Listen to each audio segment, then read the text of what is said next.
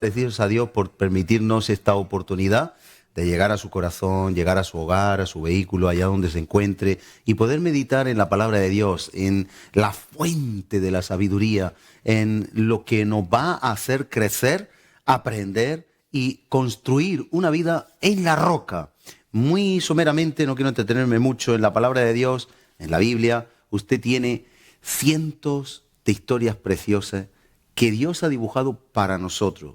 Así como usted va y ve una maqueta de una casa, de un chalet o un coche prototipo que usted puede comprar. Cuando digo prototipo no quiero decir que no esté inventado, sino un coche que usted puede ver y que puede comprar. Y si usted tiene la fe y si usted tiene el compromiso de abonar la entrada, la hipoteca, la letra del coche, eso que usted está viendo va a ser suyo. Aquí en la palabra de Dios tenemos muchos tipos de vida.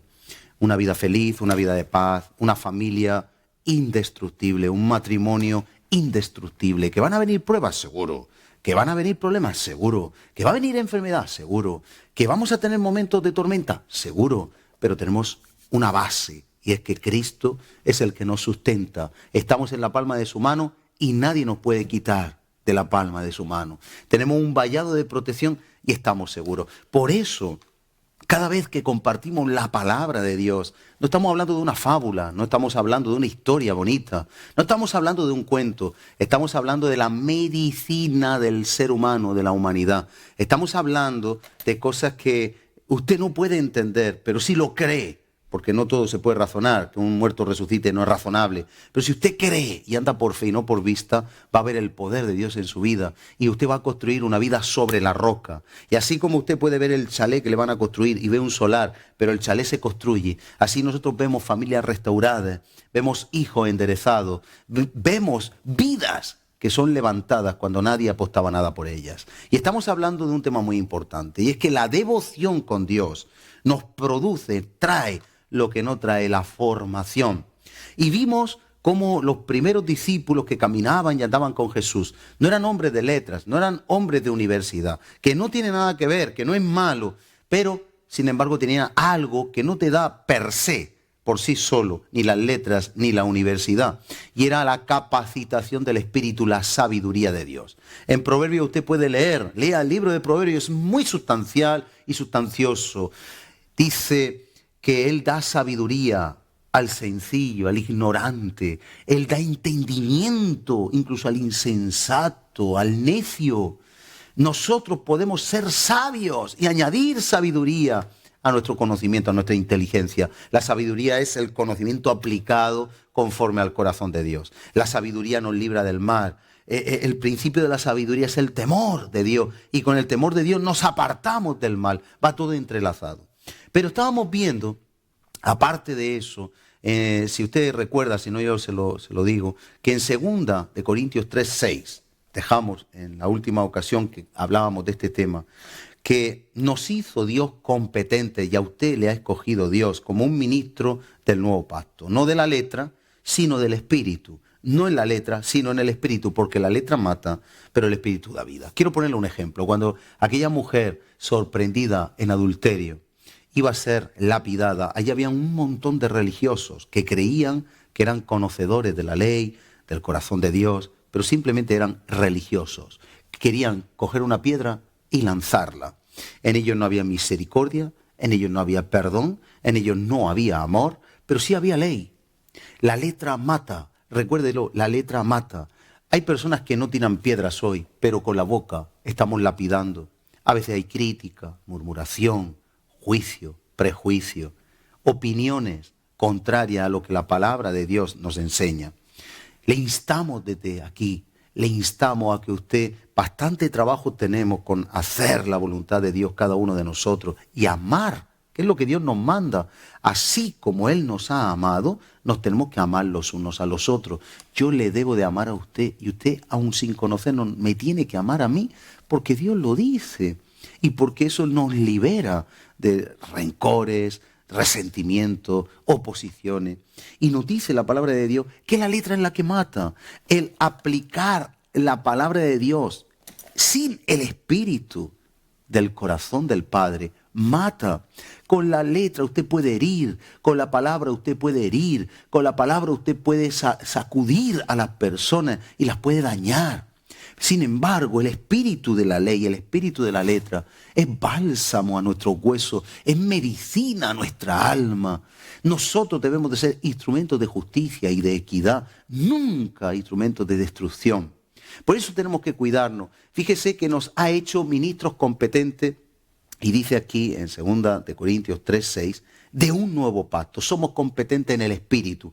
El pacto no de la letra, especifica, sino del espíritu. Solo con la comunión con Dios vamos a tener el fruto del espíritu, el amor, el gozo, la paz, la mansedumbre, la templanza, la benignidad. Y solamente en el espíritu, solo en el espíritu somos competentes. Es decir, así como si usted coge una herramienta, vamos a suponer una batidora, quiere hacer un batido de fruta, y la batidora no funciona, usted va a deshacerse de esa batidora. Bien, pues Dios le ha escogido a usted y a mí para algo muy importante, y es producir en nosotros competencia en el espíritu. Si nosotros no estamos en el espíritu, no somos competentes, y si no somos competentes, nos va a reemplazar.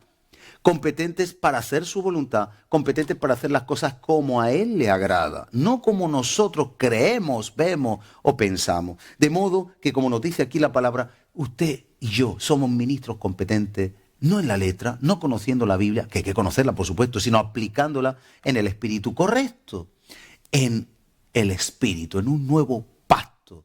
Ese nuevo pacto que Esteban, cuando estaba siendo apedreado, bien podría Esteban, recién empezada su carrera diaconal, ministerial, de servicio, bien podría haber utilizado la palabra. Mira el resumen tan preciso, precioso, conciso de la exégesis de todo el Antiguo Testamento. Usted tiene ahí un resumen del Antiguo Testamento precioso, en muy pocas líneas. Pocos escritores pueden resumir algo tan bien, inspirados por Dios. En el momento que iba a ser apedreado y que dice que empiezan a apedrearlo y que su rostro se parecía el de un ángel y que él vio los cielos abiertos, la gloria de Dios, y que dijo: Padre, perdónalos, no saben lo que hacen. Bien podría haber reaccionado con violencia y con letra. El que persigue a uno de los que son de Dios, el que le hace algo a los que son de Dios, se lo está haciendo a Dios. Bien podría haber utilizado ese argumento, bien podía haber utilizado palabra de Dios que estaba escrita, de maldición y de juicio. Sin embargo, él fue ministro competente para llegar al corazón de Saulo, que estaba precisamente ahí. Y Saulo estaba precisamente siendo ministrado por la competencia de Esteban en el espíritu. Mire bien, Esteban en el espíritu era competente para convertir Dios a través de Esteban a Saulo, pero no era competente en la letra. Si él hubiera actuado en la letra, entonces se hubiera estropeado el propósito, le hubiera dañado la obra a Dios. Sin embargo, Esteban, aunque él murió, dejó una semilla en el corazón de Saulo que hasta el día de hoy nos ha ministrado tanto la vida de Esteban como la vida de Saulo. Por eso nuestra competencia proviene de Dios y no proviene de la letra, que hay que conocerla, que sí que tenemos que formarnos, sino del espíritu, de la aplicación, de la comunión que usted tiene con Dios. Va a aplicar la letra conforme al corazón del Padre, no conforme a su criterio, no conforme al criterio que nosotros podemos entender, sino al del Espíritu. Ahí es donde nosotros somos competentes. Y yo quiero explicarle de David. El Salmo 23, usted lo conoce, creo que yo lo dije por encima, un salmo que ha llenado bibliotecas de libros, estanterías. Muchos teólogos han escrito del Salmo 23, sin embargo, lo escribió un pastor. David era un pastor y no era un hombre de teología. En 2 Samuel 7:8 dice: ahora pues dirás a mi siervo David, le dice Dios a Samuel, el profeta, así ha dicho Jehová de los ejércitos, yo te tomé del redil. Mire bien, yo te tomé del redil, de detrás de las ovejas. No le tomó de la universidad, que podía haberlo hecho, que no estamos en contra de eso. No te tomé de detrás de las te tomé del redil, de detrás de las ovejas, para que fuese príncipe sobre mi pueblo, sobre Israel. Así que nuestra formación, nuestro estudio, nuestra credencial no es la información teológica o bíblica, sino qué hacía David en el redil de las ovejas. Mire, David cuidaba de las ovejas. David protegía a las ovejas. David alimentaba a las ovejas. David desparasitaba a las ovejas. Y David tomaba a las ovejas y daba su vida si era necesario, defendiéndolas del oso y del león, porque eran las ovejas de su padre. Y David no lo hacía por su interés, sino por los intereses del padre. Fíjese qué cualidades inéditas habían en David y que tanto ministran nuestra vida. La persona útil para Dios es la persona que entiende que el rebaño de Dios no es su rebaño, sino del Padre. Que cuida el rebaño de Dios sin esperar nada a cambio, lo hace para el Padre. Que además protege de los peligros al rebaño. Que además da su vida por el rebaño y lo defiende y que alimenta con su mismo testimonio. Ahí Dios se fijó, sus ojos, los ojos de Dios se fijaron en David. Dice, para que fueses príncipe sobre mi pueblo, sobre Israel. Y he estado contigo en todo cuanto has andado. Y delante de ti he destruido a todos tus enemigos. Y te he dado nombre grande, como el nombre de los grandes que hay en la tierra. Lo que tenía David era comunión con Dios, una comunión íntima, una relación estrecha. Esa comunión con Dios es lo que llena nuestro espíritu. Mire, por ejemplo, en 2 de Samuel 16, del 1 en adelante, pero yo voy a leer a partir del 11. Dice, entonces dijo Samuel a Isaí, ¿son todos estos tus hijos? Y él respondió, queda aún el menor, el que apacienta las ovejas. Y dijo Samuel a Isaí, envía por él, porque no nos sentaremos a la mesa hasta que venga aquí. Envió pues por él y le hizo entrar, y era rubio, hermoso de ojo y de buen parecer. Entonces Jehová dijo, levántate y úngelo porque este es. Isaí se había olvidado de todos sus hijos, del menor, de David. Era un muchacho, era jovencito, se olvidaron de él, pero Dios no se olvidó de él. No importa quién se olvide de usted, si usted tiene el corazón correcto y usted tiene el Espíritu de Dios y guarda una comunión estrecha, mientras los demás hijos de Isaí se estaban afeitando, duchando, cuando digo afeitando no es quitando la barba, rasurándose, ya me entiende, poniéndose bellos, hermosos en apariencia, David estaba en la presencia de Dios, quizá componiendo el salmo, el Señor es mi pastor, nada me faltará. Quizá estaba cantando con su arpa, ministrando al Señor. Y el Señor se acordó de David antes de que sus hermanos pudieran ser escogidos. David era adorador. Dice en 1 Samuel 13, 14, que Jehová se había buscado un varón conforme a su corazón. Y en 1 Samuel 16, 7 dice, pues el hombre mira lo que está delante de sus ojos, pero Jehová mira el corazón. En Hechos 13, 22, mire qué riqueza. Dice Dios, he hallado a David, hijo de Isaí, varón conforme a mi corazón. Así lo ve Dios. Un hombre conforme a su corazón es un hombre que pasa tiempo con Dios. No es un hombre recio, fuerte, no es un hombre que sepa la Biblia de memoria. Es un hombre que tiene el mismo corazón, la misma misericordia. Se dice de David que amaba a sus enemigos, lloraba por la pérdida de sus enemigos. Un hombre de misericordia y de compasión. De modo que es interesante que veamos que la devoción es mucho más importante, nuestra comunión y nuestra intimidad con Dios, que cualquier formación teológica o capacitación humana intelectual.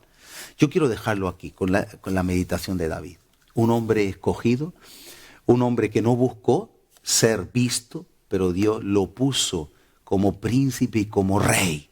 Un hombre que era un muchacho, que no tenía mucha, precisamente, capacitación humana. Nadie hubiera apostado por él. Quizá en Israel era la última persona en la que se podían haber fijado.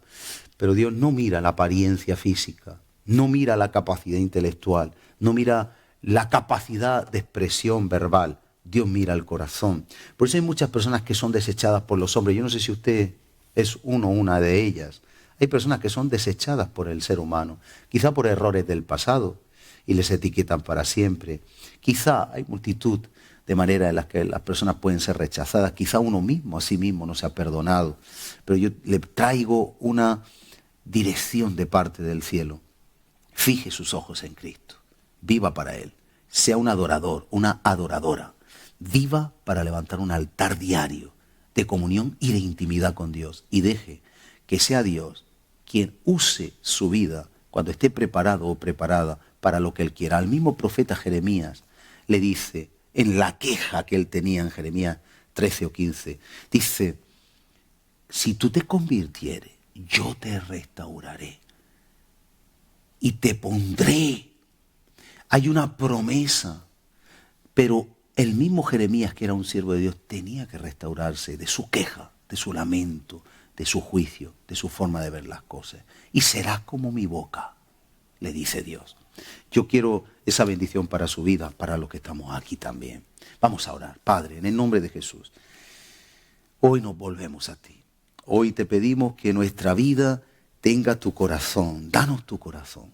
Necesitamos tu corazón. Un corazón como el de David, un corazón que ama a sus enemigos, un corazón que busca lo tuyo, un corazón que se desprende de lo personal, un corazón que deja el egoísmo, un corazón que vive para adorarte y alabarte. Muchas gracias te damos, Señor.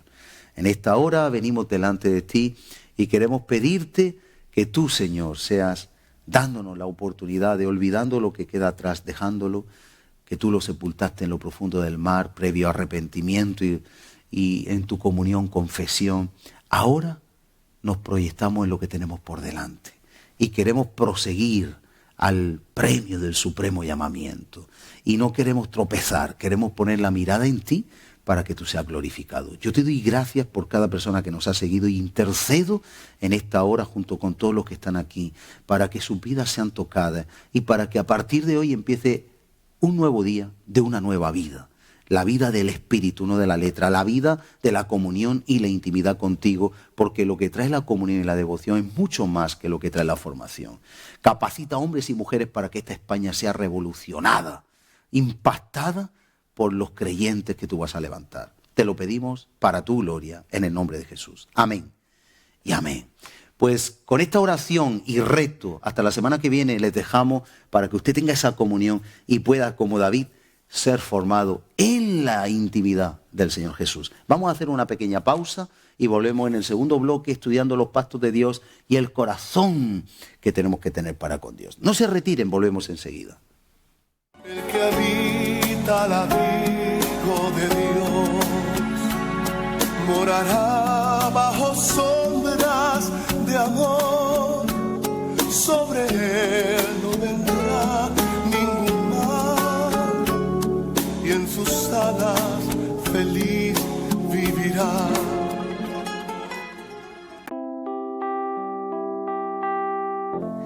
A lo largo de mi carrera he atesorado especialmente amigos.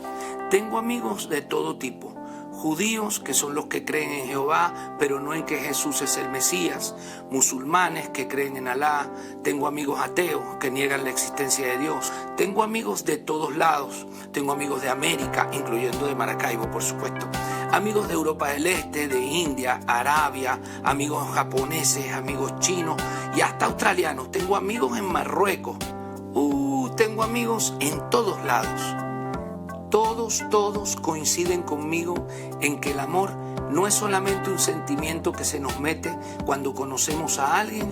Coincidimos todos en que el amor es algo que está en nuestro ADN, que vive con nosotros como parte nuestra, como la sangre, los huesos y la vista. Es un sentido más, es algo, no es un estado de ánimo nada más. El amor está siempre, por algo o por alguien. El amor es tan largo como el siempre. Como siempre está el amanecer y las estrellas. Y puede ser tan corto como el ahora, tan raro como único, tan sublime como fatal. Entonces, yo me pregunto, si el amor es tan infinito, creativo, sublime, sobrenatural, si fuimos hechos de amor y hacemos hijos a partir del amor, si con amor los tratamos y los guiamos, si por amor morimos y por amor renunciamos a cualquier cosa, si Jesús murió en la cruz por cada uno de nosotros, si su Padre, viéndolo con ojos de amor, lo entregó y lo vio morir por amor, ¿cómo no practicarlo desde lo más profundo de nuestra convicción? Como algo que se da porque sí. ¿Hasta dónde eres capaz de llegar por amor? ¿Hasta cuándo espera el amor? ¿Hasta qué punto llega tu amor por alguien? ¿Y qué eres capaz de hacer por amor a ese alguien? ¿Cuánto amas a tu madre? Infinitamente. ¿Darías tu vida por ella? ¿Cuánto lo pensarías? Dime una cosa, ¿hasta dónde amas a tu hermano? ¿Darías la vida por él? ¿Hasta dónde mide el amor tuyo por el que no tiene techo? ¿Le darías tu casa o la compartirías? ¿Hasta dónde llega tu amor por la vida de los demás? ¿Estarías dispuesto a dar tu vida por amor a los demás, aunque jamás, nunca los hayas visto? Si no tienes una respuesta, yo tampoco sé si la tengo, pero sí debes estar seguro de algo. Dios es capaz de darse entero por amor a ti, sin que jamás hayas hablado ni una palabra con Él, sin que te hayas dado cuenta de cuánto tú lo amas a Él. Dios nos creó por amor. Dios es el amor mismo. No existe otra palabra que pueda definir de un todo a Dios que amor. Dios y amor es exactamente lo mismo. Chao, pescado.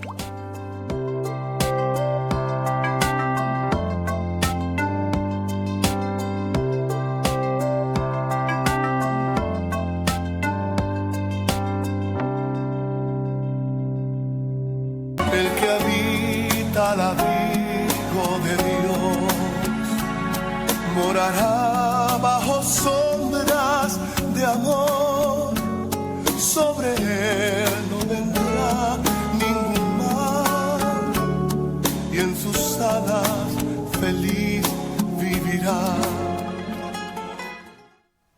Pues aquí continuamos con todos ustedes en este segundo fragmento del programa, ahora sí con nuestro habitual contertulio, Eusebio Perona, y aquí estamos indagando en los pactos de Dios, el corazón que tenemos que tener como el suyo, y puede hacer un pequeño resumen después de esta pausa. Sí, hemos tenido un par de semanas ahí de que no hemos estado en antena, y yo quisiera hacer un resumen más o menos para poner a los oyentes y a los televidentes en línea de lo que estamos tratando, ¿no? Bien, claro que sí. Estamos tratando los aspectos bíblicos sobre la humildad, que decíamos que era una de las virtudes de Cristo, y como discípulos suyos tenemos que anunciarlas, ¿no? Amén, amén. Segunda de Pedro, ¿no? Estábamos viendo las características que Dios exige para poder ver a Dios, que tenemos que tener un corazón limpio, ¿no? Vamos a tratar sobre la limpieza del corazón, y hemos tratado ya largamente, pero vamos a ir ampliando el tema, ¿no? Está basado en el Sermón del Monte, en la Bienaventuranza, en Mateo 5, verso 8. Dice: bienaventurados los de limpio corazón, amén, porque ellos verán a Dios. Sí, señor.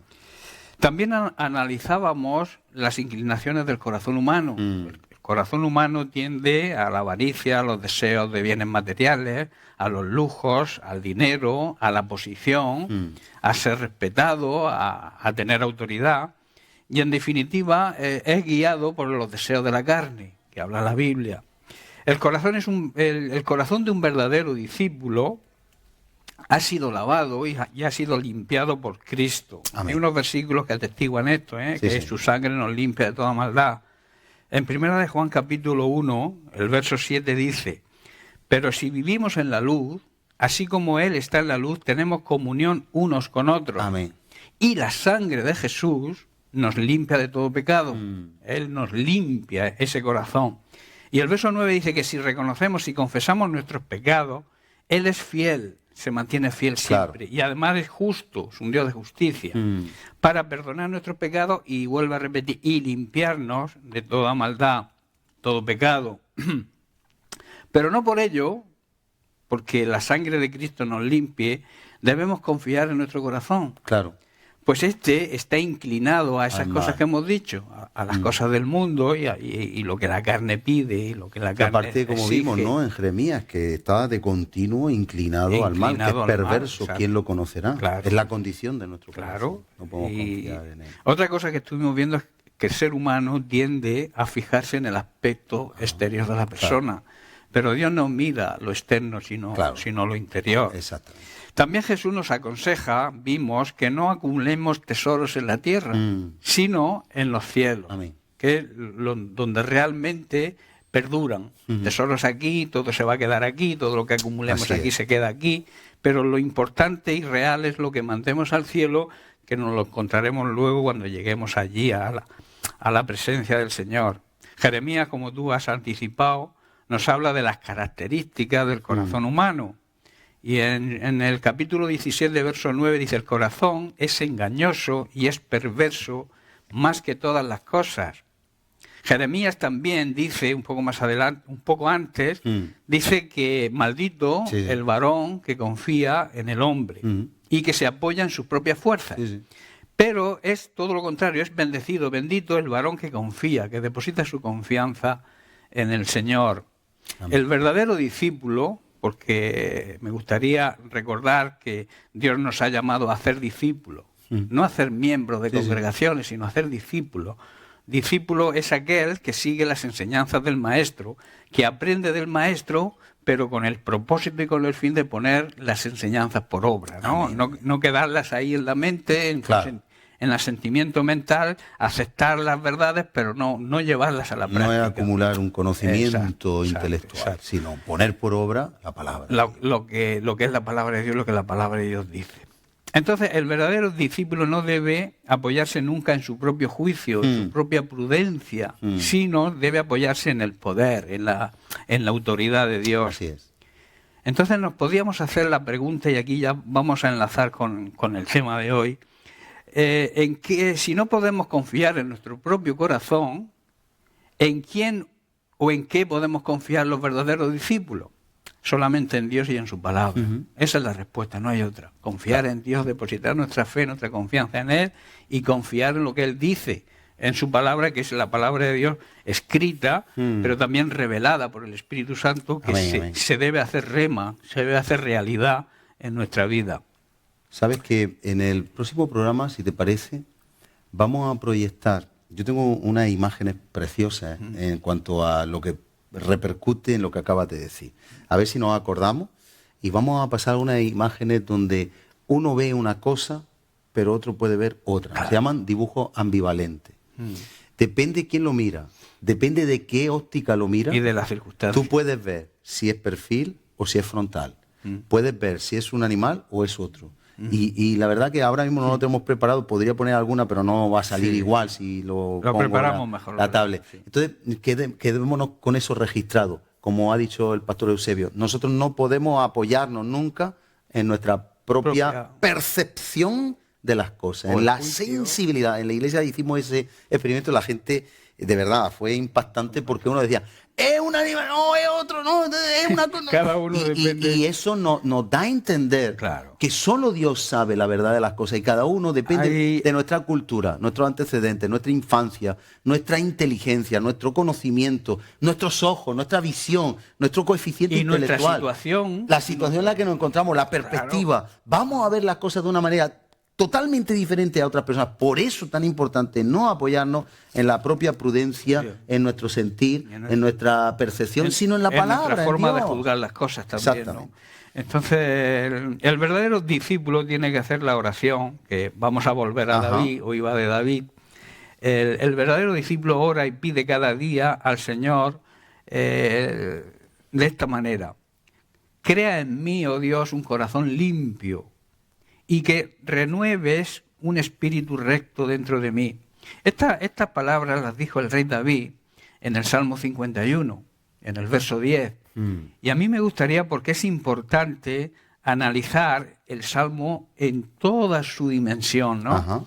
Hay que recordar que el Salmo 51, David lo escribió cuando, después de llegarse a Betsabé, cometió adulterio con ella. Pero también indirectamente mató a su esposo Urías, ¿no? Y entonces vino el profeta Natán y lo confrontó, ¿no? Que a veces es lo que tenemos que hacer, confrontar el pecado, hacerle frente a las situaciones, no dejar que el pecado reine, que cada uno haga lo que quiera, no, el pecado hay que confrontarlo, pero no con el fin de hacer daño, sino de restaurar. Entonces vimos que antes de escribir este salmo, David había cometido dos grandes pecados. Había pecado contra dos mandamientos de la ley de Dios, ¿no? Uno, que es el que dice, no cometerás adulterio, que lo hizo con Betsabé, ¿no? La esposa de Urías, y luego que quebrantó el que dice, no matarás. Mató al propio Urías. Este último pecado no lo realizó él directamente, pero como si lo hubiera hecho, ¿no? Sí, fue responsable de su muerte. El quien mandó, un crimen vil. Claro, mandó poner a Urías en lo más recio de la batalla para que muriera, ¿no? Él sabía. Y lo más grave es la fidelidad de este hombre al rey. Sí. Porque lo que más llama la atención, cómo el pecado llama a otro pecado y se va agravando la situación. Por eso cuanto antes se detenga el pecado, mejor. Claro. Y cómo se aprovechó, fíjate que le dio una carta, le dio un manuscrito donde decía, pónmelo en el lugar donde más arrecie la batalla y cuando esté arreciada lo dejáis solo para que muera. Claro. Y en ese momento David sabía, es que eso es tremendo, David sabía que no iba a abrir ese manuscrito. Claro. Sabía que era un hombre de corazón fiel. ¿Y cómo intentó endosarle al hijo? Entonces, ahí vemos que el crimen era grave. Y era preconcebido. Claro, había tenía una premeditación. Claro. Que eso lo compone en asesinato. Da igual que lo ejecutes directamente, que ordenes tú que lo hagan. Claro. Pero la gravedad tiene un plus, bíblicamente hablando, porque era una persona que se sentaba con confianza como Judas con Jesús, que estaba comiendo con él, que era una persona que daba la vida por él, que no se llegó a su mujer por defender a su rey, porque decía, mi hermano ahí en el ejército dando la vida, yo voy a estar aquí con mi esposa. Un hombre tan fiel, era aparte de asesinato, traición. Era una traición, sí. Fue una acción de cobarde. Fue una acción cobarde y fue una acción despiadada, ¿no? La ceguera del pecado. Uría era uno de los soldados más valientes y fieles que él tenía. La ceguera del pecado, que eso tenemos que decirlo, que el pecado ciega, que a veces cualquiera de nosotros, si entramos en un pecado, eso va a llamar a otro, y va a llegar un momento que uno se ciegue, no sabe lo que vamos hace. A intentar ir justificando, pero va a llegar el momento en que el pecado te va a acorralar de tal manera que te van a descubrir, que te van a señalar con el dedo, como veremos, que hizo Natán, y las consecuencias luego hay que pagarlas, como también veremos. Por supuesto. Entonces David conocía a Uría y conocía lo que había en su corazón, que tenía un corazón limpio, conocía también su valentía y sabía que nunca iba a rehuir la orden de ponerse en lo más recio a la batalla. Era valiente y era fiel. El rey me ha mandado que me ponga ahí y yo no tengo miedo, yo me pongo ahí, pase lo que pase, ¿no? Después de este terrible crimen, dice que David no hizo ni dijo nada. O sea, David no reconoció el pecado automáticamente, sino hubo un tiempo en que él cayó su pecado. Sí. Lo cayó y tuvo sus consecuencias. Lo que hizo David era una costumbre que se consideraba en esos tiempos como una práctica común y más o menos aceptada, ¿no? Y luego otra cosa, él era el rey y al rey no se le podía acusar y menos señalar con el dedo. Por ello, al compararlo con los demás pecados de la época, no parecía malo lo que había hecho David, porque era una cosa corriente y además tenía el privilegio de que era el rey. ¿Qué pasa hoy en día? Es lo mismo que ocurre en la actualidad. La humanidad no tiene conciencia de pecado. No reconoce que lo que hace es pecado. No aceptan que son pecadores. Sí. Y ellos mismos son los que determinan lo que es pecado y lo que no es pecado. Pero eso no es así, porque Dios es el que pone los parámetros, los límites del pecado. Y evita que se pierda la sensibilidad, porque claro, si una persona pierde la sensibilidad ante lo que es pecado, no va a tener conciencia del pecado. Claro. Entonces, por eso hay que recurrir a la palabra de Dios. Y la palabra de Dios te dice, te marca... Es la plomada. Claro, es lo que es donde están los parámetros, los límites entre lo que es lícito hacer y lo que no es lícito. Lo que es pecado y lo que no es pecado. Eso lo determina Dios y nadie más. Y no el estado social, lo que hoy es permitido, las nuevas leyes, las leyes tampoco. Porque tú sabes que hay leyes, sin entrar en ningún detalle, para no causar polémica, que pueden permitir hacer cosas que la Biblia prohíbe. Entonces, si por ejemplo, una ley, como en Canadá, permite que una mujer se case con un animal, pues nosotros eso lo tenemos que reprobar. O sea, no podemos aceptar tal cosa. ¿Por qué? Porque la palabra de Dios, eso es una abominación. El que dice eso, cualquier otra cosa. Entonces, nosotros debemos, como tú bien has dicho, los parámetros, el nivel moral, lo que es decente, lo que no es decente, lo que es lícito, lo que es ilícito, lo marca la palabra de Dios solamente. A primera vista, si analizamos, pareció como si David se hubiera salido con la suya. Se había llegado a Betsabé, había quitado de en medio a su esposo para decir... En adelante decir, bueno, tengo una situación normal, ella es viuda porque su marido ha muerto y hay. Pero conviene aclarar algo muy importante. Cuando se es siervo de Dios, y David era un siervo de Dios, no se pueden evitar las consecuencias. Y él lo sabía, igual que lo sabemos todos los siervos de Dios. Sabemos que aunque los que nos rodean acepten lo que hemos hecho, si tú eres un verdadero siervo de Dios, hay algo dentro de ti que te acusa. Y esa es la palabra de Dios. Eso luego hablaremos de la conciencia, lo que significa la conciencia, ¿no? La realidad fue que durante el periodo en que él cayó su pecado, fue un hombre atormentado. Sí, sí. Él mismo cuenta el tormento que estaba pasando, y lo cuenta en el Salmo 32. Dice que mientras cayó, dice, mientras callé, verso 32, verso 3, perdón, Salmo 32, verso 3, dice, mientras callé, se envejecieron mis huesos. Dice, y mi gemir es experimentar sonidos que expresan dolor, Lamento, tristeza, aflicción, amargura, angustia. Yo estoy seguro que si nosotros hubiéramos visto a David en este periodo, lo hubiéramos visto como un hombre envejecido, un hombre triste, un hombre angustiado y con mal aspecto. Desanimado, depresivo. Aunque las circunstancias y lo que les rodeaba, sus siervos y demás, no le daban importancia a lo que él hizo, pero como era un siervo escogido por Dios, ungido por Dios, disciplina. había algo dentro de él que le atormentaba, y era el pecado que había cometido. La sensación de que había pecado, y que había pecado contra Betsabé, contra Urías, pero sobre todo contra Dios. Amén. Entonces, en el mismo Salmo, en el verso 4, continúa diciendo, porque de día y de noche se agravó sobre mí tu mano, se volvió mi verdor en sequedades de verano. O sea, un cambio total. En aquí vez de, vemos las de palabras. desierto a huerto, claro, al revés. Demuestran los sentimientos que le invadían a David en ese tiempo, ¿no? Y fue entonces, que aquí hay otra cosa importante y una lección bíblica extraordinaria, fue entonces cuando Dios envió a Natán ante David. Dios siempre toma la iniciativa. Amén. Cuando un siervo de Dios peca, cuando un siervo de Dios calla su pecado, Dios en su amor y en su misericordia toma la iniciativa y envía su palabra, envía a alguien, un siervo suyo, para intentar salvar el alma de esa persona, Claro. ¿no? Entonces aquí vemos como David, o sea, Natán se planta delante de David y le habla con una sencilla parábola, que a mí me encanta, esta porción de la Biblia, está en 2 de Samuel, capítulo 12, del verso 1 al 7, que si te parece podemos leer. Claro. Dice, Dios envió, Dios tomó la iniciativa, Dios envió a Natán a David, y viéndolo él, le dijo, había dos hombres en una ciudad, el uno rico y el otro pobre. El rico tenía numerosas ovejas y vacas, pero el pobre no tenía más que una sola corderita que él había comprado y criado, y que había crecido con él y con sus hijos juntamente, comiendo de su bocado, bebiendo de su vaso y durmiendo en su seno, y la tenía como una hija. Y vino uno de camino al hombre rico, o sea, tuvo una visita, un familiar, no sabemos, un amigo que fue a visitar a este hombre rico.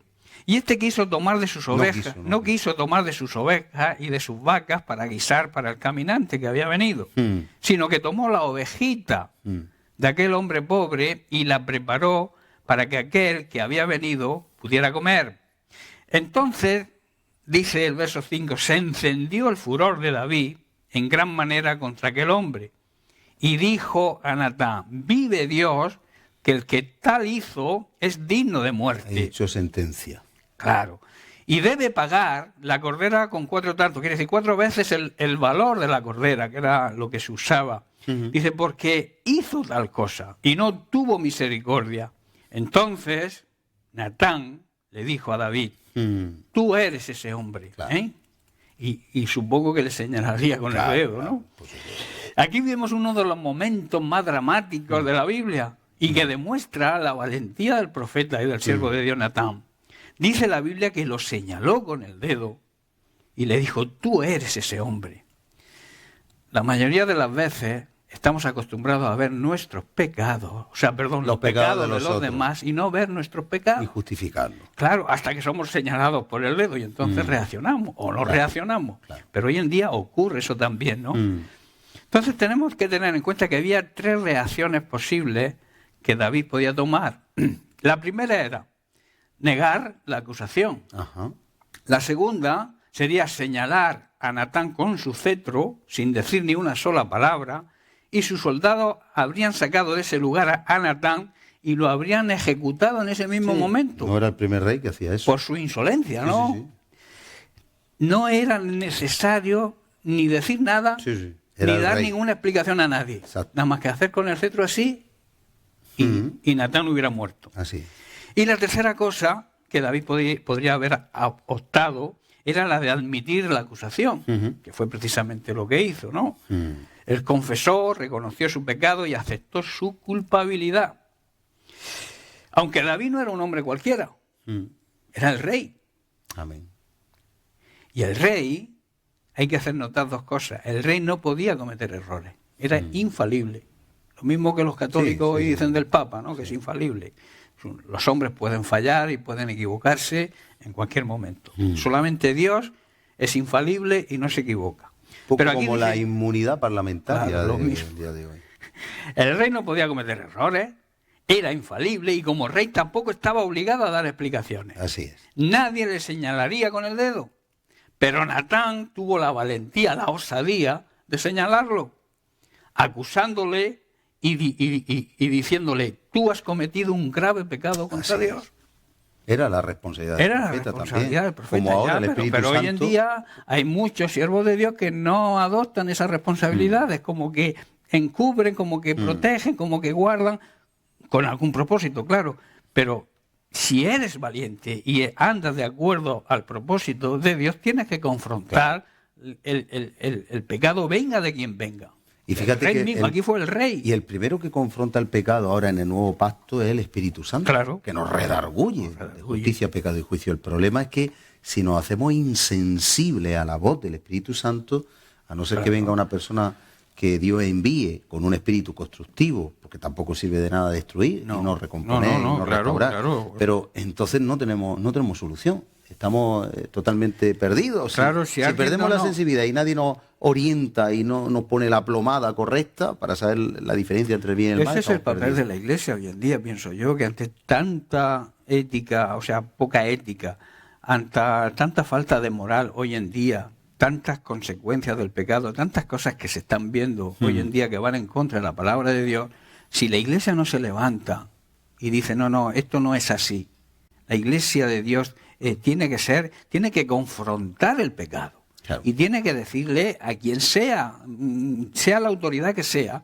que lo que están haciendo no es correcto. El muro moral.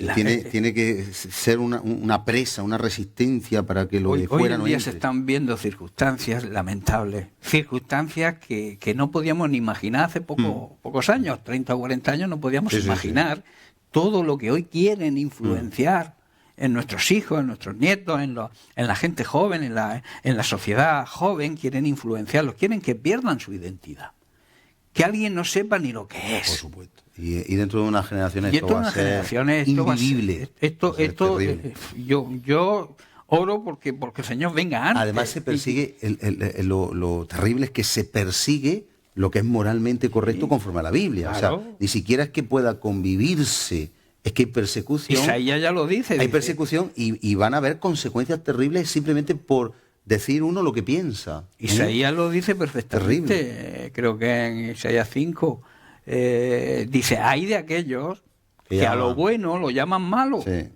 Y a lo bueno malo, Y a lo malo, dulce, amargo. Sí, sí. Y a lo amargo, dulce. Sí, pero esas son las consecuencias. Pero la vida aquí se va a poner ardiente, se va a poner Claro, difícil, claro, se va a claro, poner... se va a poner, no, está ya. Está, pero se va a Está poner ya- peor. está ya porque muy difícil. Fíjate que nosotros todavía venimos de generaciones donde hay un pudor, un temor, Hay una una moral, ética, hay una moral. una ética, pero hacia donde vamos se está perdiendo. La poca moral, la poca ética se está perdiendo. Claro. Y lo que se está imponiendo es lo contrario. Entonces, las nuevas generaciones van a nacer con unos estándares que están totalmente desvirtuados. ¿Y quién va a decirles que es incorrecto, es correcto lo que para nosotros lo es? O sea, es que están perdidos. Claro, es que está todo al revés, está todo cambiado. O sea, el tema es que a los que proclamamos el amor de Dios, los que queremos que la sociedad funcione, los que queremos que este país marche bien, que haya amor, que no haya tanta maldad, tanto aborto, tanta maltrato, tanto asesinato, tanto robo, los que intentamos que eso no ocurra, nos llaman generadores de odio. Es todo lo contrario. Nosotros, con la Biblia en la mano, predicamos el amor de Dios. Lo que pasa es que no podemos admitir, o sea, respetamos todas las ideologías, todo lo que la gente crea, cada uno que crea lo que quiera. Nuestra obligación es predicar el Evangelio y el que tenga oídos para oír, que oiga, y el que no, es su problema. Claro. Pero no podemos admitir que nos impongan un colectivo, imponga a otro colectivo, cómo debo yo educar a mis hijos. Claro, por supuesto.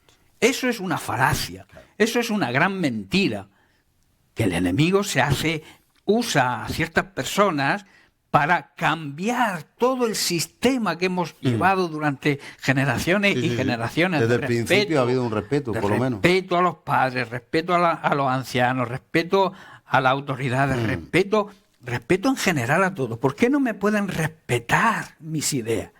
¿Por qué no pueden dejar que yo eduque a mis hijos conforme a la ética que yo he aprendido, conforme a la moral? Que si tú analizas nuestra ética y nuestra moral, ¿a quién le hacemos daño? A nadie. No hacemos daño a nadie. Solo que se evita el mal. Sí, el mal es el que quiere intentamos evitar reinar, precisamente la maldad que hay en el mundo. y la destrucción del propio ser humano. Pero fíjate que por la misma regla de tres, que nos dejen a nosotros imponer a la sociedad nuestros principios. Y eso claro, no. eso ya no vale. O sea, se pueden imponer unos principios peyorativos, destructivos, unos principios que atacan directamente a lo que es la estructura que social. No dejan de ser ideas, pero porque la ideología son ideas, pero que además, del ser humano. que además traen la destrucción del ser humano con el tiempo. Claro. Hay una degeneración y una degradación. Sin embargo, observa, Eusebio, curioso, que nosotros que practicamos una moral correcta y respetuosa, sin embargo no se nos tiene en cuenta y se nos persigue. Y se nos acusa de, como he dicho antes, generadores de odio. La palabra, sabes tú, que dice que en los postreros tiempos, y está explicado todo lo que va a pasar, y es lo que estamos viendo.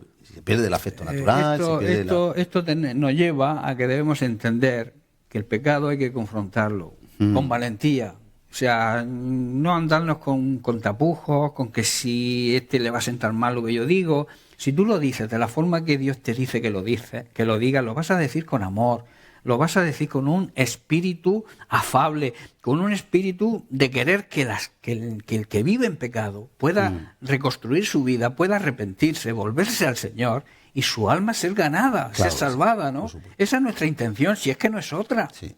Nosotros no pretendemos ni dinero, ni pretendemos fama, ni pretendemos nada de todo eso. Pretendemos que la palabra de Dios perdure, se implante, corra, Dios sea glorificado y Dios bendiga esta tierra. Segunda de Crónicas 7:14 dice: si se humillare mi pueblo, su pueblo tiene que humillarse, tiene que ser humilde de la misma forma que Jesucristo demostró su humildad. Tenemos que humillarnos, orar por esta nación. Amén, amén. Y Dios va a levantar esta nación. Sí, por supuesto. Eso no es nada malo. ¿Dónde está lo malo en orar por una nación? ¿Dónde está lo malo por predicar el amor de Dios a las personas? Por predicar la verdad y no la mentira. ¿Dónde está el odio ahí? Amén. No lo entiendo.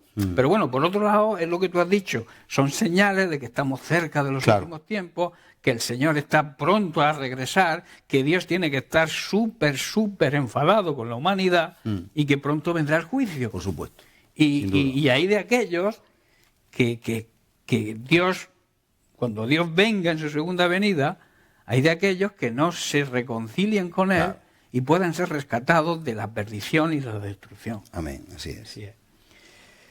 Pues mira, lo interesante de la historia esta que estamos tratando es que David, como rey, reconoció, confesó, aceptó que se había equivocado. Y el que confiesa el pecado y se aparta alcanza misericordia. Claro, alcanza misericordia. Eso es lo que recomendamos para esta sociedad. Que la gente se dé cuenta, por mucho, digamos, rango que tenga en autoridad, por mucho alto que se crea una persona, cuanto más alto, el porrazo es más grande. Claro.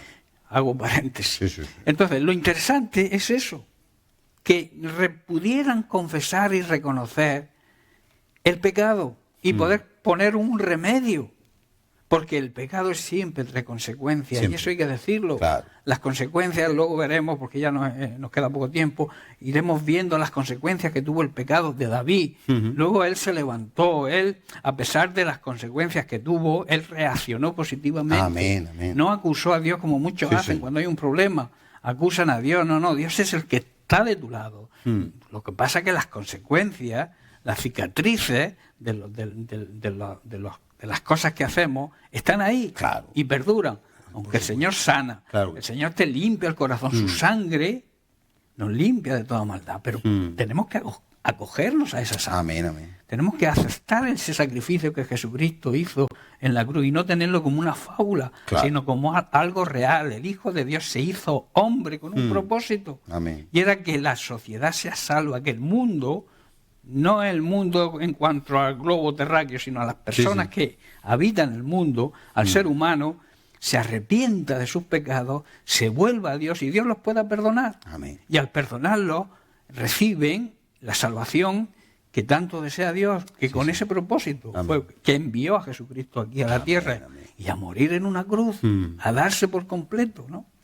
Y eso hay que valorarlo Por en su supuesto. justa medida, ¿no? Amén, amén.